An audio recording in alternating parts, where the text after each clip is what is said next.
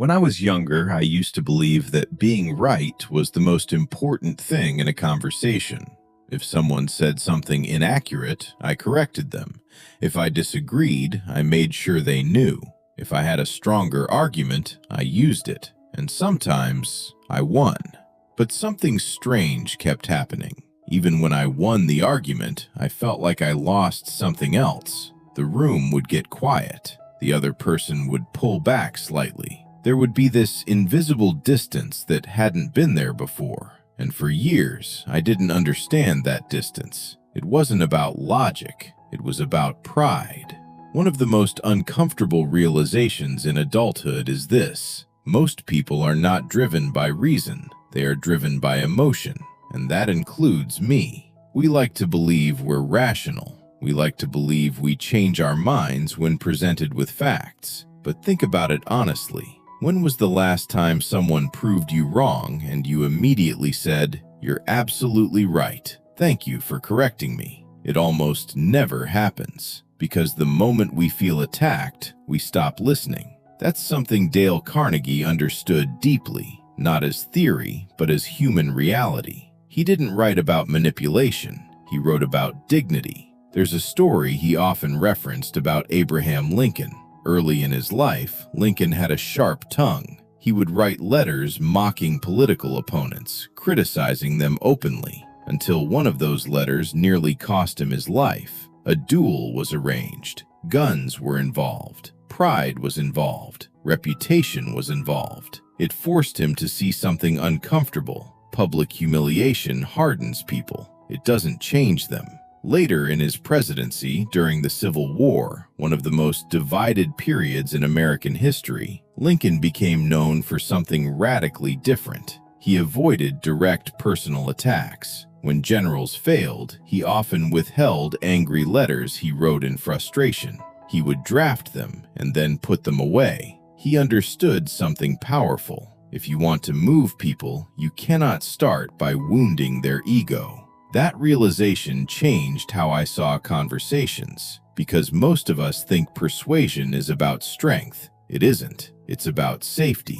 People change when they feel safe, not when they feel cornered. And that idea feels simple, but in real life, it's incredibly difficult. Because when someone disagrees with us, it doesn't feel neutral. It feels personal. Our instinct is to defend, to correct, to prove. But Carnegie's deeper message wasn't avoid arguments in a surface-level way. It was this: you cannot build influence on top of humiliation. Think about that. How often do we try to improve someone by pointing out their flaws? A friend who's always late, a partner who forgets details, a coworker who underperforms. We think direct criticism equals honesty, and honesty equals strength. But human nature doesn't respond well to blunt force. There's a story from Europe that illustrates this beautifully. In the early 20th century, Charles Schwab, who led Bethlehem Steel, was once asked how he motivated people so effectively.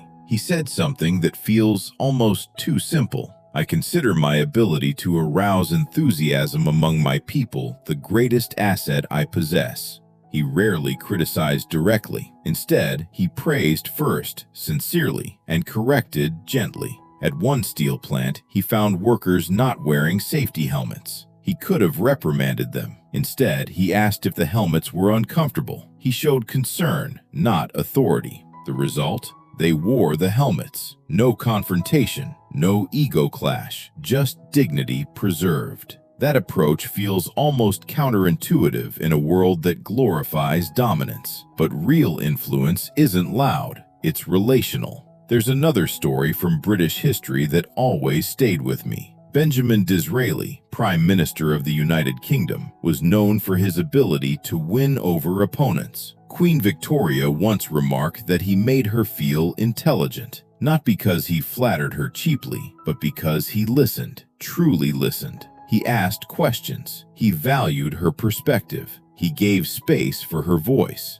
Contrast that with William Gladstone, who was brilliant, arguably more intellectually formidable, but often came across as superior. People admired Gladstone. They liked Disraeli. and in politics, and in life. That difference matters, because admiration does not equal connection. We are not wired to be convinced. We are wired to be understood. And that shift changes everything. I used to think conversations were about exchanging ideas. Now I think they're about exchanging recognition. The moment someone feels seen, the walls lower. The moment they feel judged, the walls rise. Carnegie's work keeps circling back to one idea that feels almost too human to notice. Give honest and sincere appreciation. Not flattery, not exaggeration, not manipulation. Sincere recognition. That sounds simple until you try it, because sincere appreciation requires attention.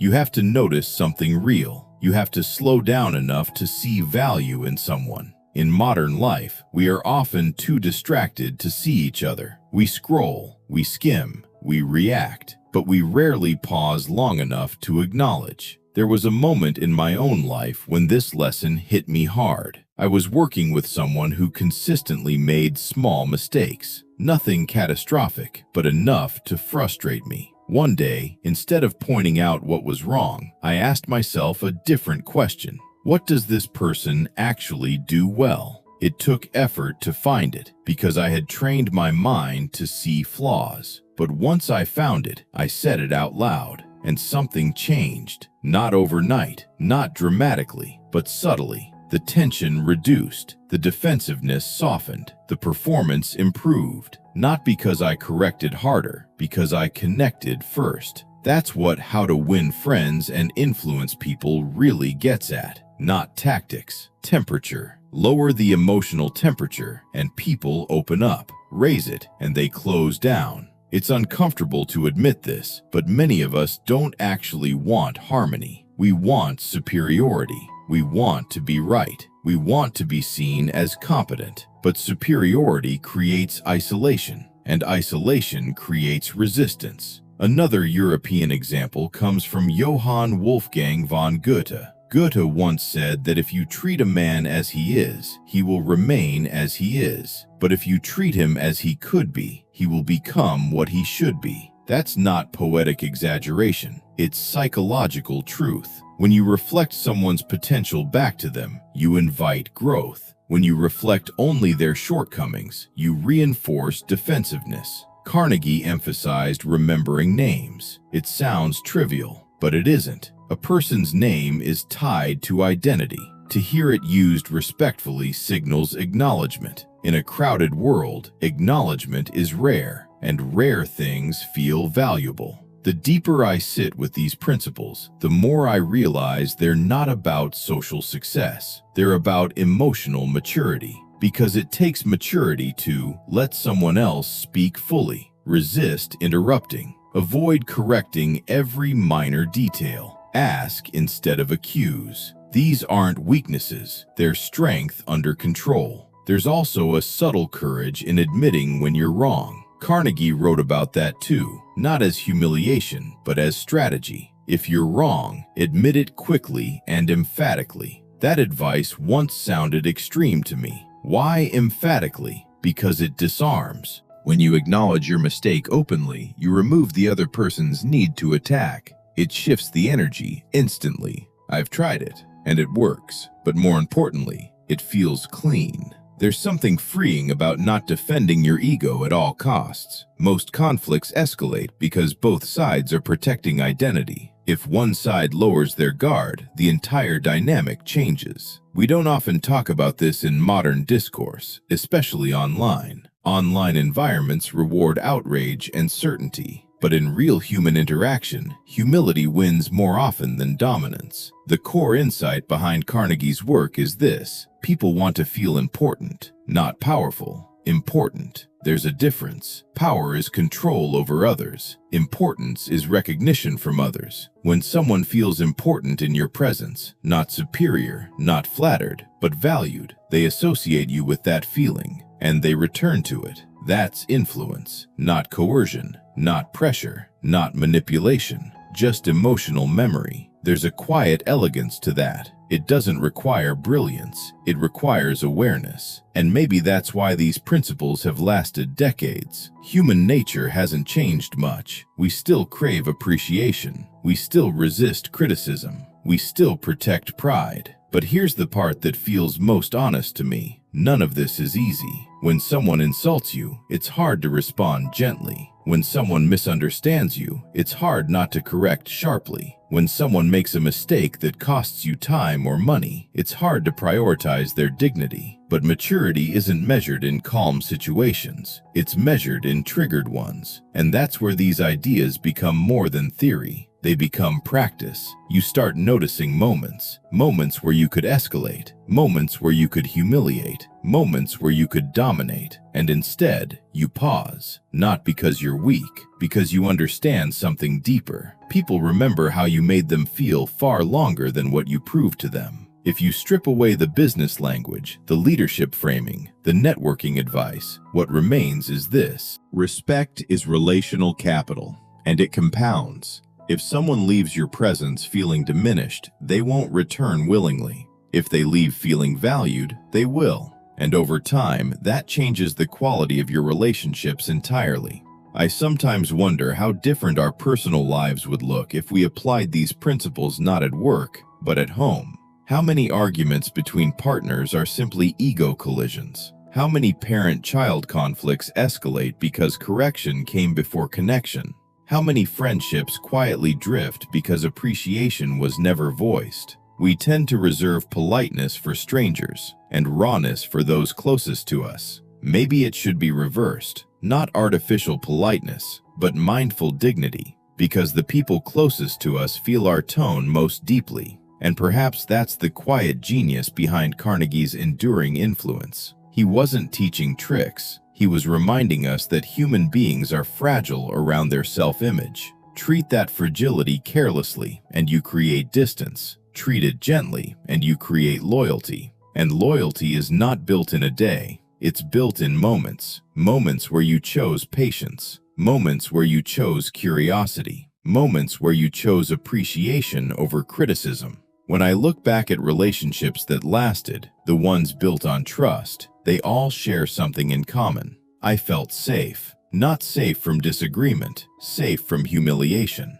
That's the difference. You can disagree deeply with someone and still preserve dignity. That's influence at its highest form. Not control, not persuasion, but alignment. If I had to distill everything into one image, it would be this. Imagine two doors. One door opens when someone feels attacked. The other opens when someone feels understood. Only one door leads to lasting change, and most of the time, we knock on the wrong one. So maybe the real question isn't, how do I win people over? Maybe it's, how do I make people feel respected in my presence? Because once respect is felt, everything else becomes easier. Conversations soften, conflicts shorten, cooperation increases, and life, quietly, becomes less combative. That doesn't mean you become passive. It means you become intentional, and intention changes tone.